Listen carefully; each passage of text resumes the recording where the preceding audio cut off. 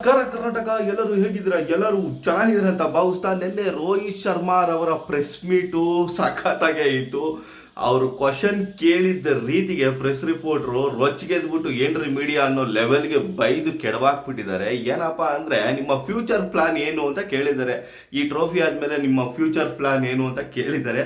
ಅದಕ್ಕೆ ರೊಚ್ಚಿಗೆದ್ಬಿಟ್ಟು ಇವ್ರು ಕೇಳೋ ರೀತಿ ಏನಂತ ಇತ್ತು ಅಂದ್ರೆ, ನೀವು ರಿಟೈರ್ಮೆಂಟ್ ಕೊಡ್ತೀರೋ ಇಲ್ವೋ ಅನ್ನೋ ರೀತಿಲಿತ್ತು. ಆದ್ರಿಂದ ರೋಹಿತ್ ಶರ್ಮಾ ಅವರು ರೊಚ್ಚಿಗೆದ್ಬಿಟ್ಟಿದ್ದಾರೆ. ಈ ಒಂದು ಜಾಗದಲ್ಲಿ ನನ್ನ ಪರ್ಸ್ನಲ್ ಲೈಫ್ ಏನಿದೆ, ಫ್ಯೂಚರ್ ಪ್ಲಾನು, ನಾನೇನಕ್ಕೆ ನಿಮ್ಗೆ ಹೇಳ್ಬೇಕು? ನಾನು ಯಾಕೆ ನಿಮ್ಗೆ ಹೇಳ್ಬೇಕು? ಅದನ್ನು ಕೇಳಕ್ಕೆ ನೀವು ಯಾರು?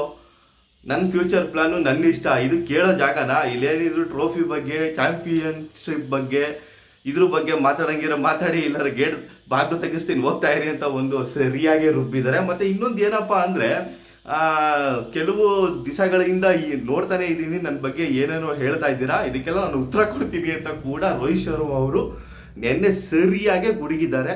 ಇದನ್ನೆಲ್ಲ ನೋಡ್ತಾ ಇದ್ರೆ ನನಗೆ ದರ್ಶನ್ ಅವರೇ ನೆನಪಾಗ್ತಾ ಇದ್ರು. ಯಾಕಂದರೆ ದರ್ಶನ್ ಅವರು ಸರಿಯಾಗಿ ಒಂದಷ್ಟು ಕ್ವಶನ್ಸ್ಗಳನ್ನ ಮೀಡಿಯಾದವ್ರಿಗೆ ಸರಿಯಾಗಿ ರುಬ್ಬಿ ಕೆಡವುತ್ತಿದ್ರು. ಯಾಕಂದರೆ ಪ್ರೆಸೆಂಟ್ ವಿಷಯ, ಪರ್ಸ್ನಲ್ ವಿಷಯನೆಲ್ಲ ಇವ್ರು ಏನಕ್ಕೆ ಕೇಳಬೇಕು? First of all future plan ಬಗ್ಗೆ ಇವ್ರಿಗೇನು ಕುತೂಹಲ ಅವ್ರಿಗಿಲ್ದಿರೋದು? ಏನೇನೋ ಒಟ್ಟಿನಲ್ಲಿ ಏನೇನೋ ಕ್ವಶನ್ ಕೇಳೋದು, ಅದಕ್ಕೆ ಅರ್ಥ ಇರಲ್ಲ, ಬರ್ತಾ ಇರಲ್ಲ, ಏನೇನೋ ಹೇಳೋದು. ಮತ್ತು ಒಂದು ಸಣ್ಣದು ಏನೋ ಒಂದು ಟ್ವಿಟರಲ್ಲಾಗಲಿ ಇಲ್ಲಾಂದರೆ ಇನ್ಸ್ಟಾಗ್ರಾಮಲ್ಲಿ ವಿಜಯಲಕ್ಷ್ಮಿ ಮೇಡಮ್ ಏನಾದರೂ ಒಂದು ಪೋಸ್ಟ್ ಏನಾದರೂ ಹಾಕಿದ್ರೆ, ಬರೀ ಫೋಟೋ ಹಾಕಿ ಒಂದು ಲೈನ್ ಏನಾದರೂ ಹಾಕಿದ್ರೆ, ಓ ಇದು ಅವರಿಗೆ ಟಾಂಗ್ ಕೊಡ್ತಾ ಇರೋದು ಅಂತ ಎಳ್ಕೊಂಬಂದ್ಬಿಡ್ತಾರೆ.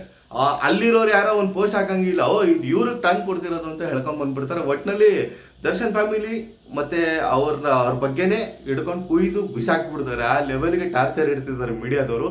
ನನಗೆ ರೋಹಿತ್ ಶರ್ಮಾ ಪ್ರೆಸ್ ಮೀಟ್ ನೋಡಿ, ದೇವರನ್ನೇ ಪ್ರೆಸ್ ಮೀಟ್ ನೋಡಿ, ಅವ್ರು ಮಾತಾಡಿ ಶೈಲಿ ನೋಡಿ ದರ್ಶನ್ ಅವರೇ ನೆನಪಾದ್ರು ಅಂತ ಅನ್ನಿಸ್ತು ನನಗೆ. ನಿಮಗೇನು ಅನ್ನಿಸ್ತು ಅದನ್ನು ಕಮೆಂಟ್ ಬಾಕ್ಸಲ್ಲಿ ತಿಳಿಸಿ. ಆದಷ್ಟು ಈ ಒಂದು ವಿಡಿಯೋನ ಶೇರ್ ಮಾಡಿ, ಲೈಕ್ ಮಾಡಿ, ಕಮೆಂಟ್ ಮಾಡಿ. ಮುಂದಿನ ಅಪ್ಡೇಟ್ಗಳನ್ನ ಕೊಡೋದು ಬರ್ತೀನಿ. ಅಲ್ಲಿವರೆಗೂ ನಮಸ್ಕಾರ.